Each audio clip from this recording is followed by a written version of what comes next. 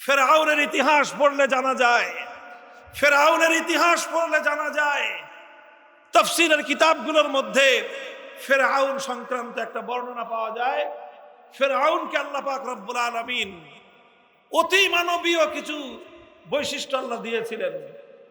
ফেরাউনের নাকি সারা জীবন কোনোদিন অসুখ হয় নাই।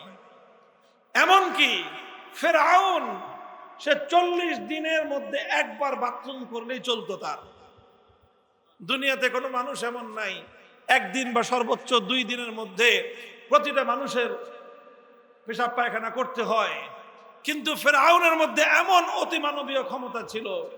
এই অতি মানবীয় ক্ষমতাগুলো আল্লাহ তাকে দিয়েছিলেন, আল্লাহর কুদরত ছিল। আল্লাহ পাক তাকে অনেক সুযোগ দিয়েছিলেন।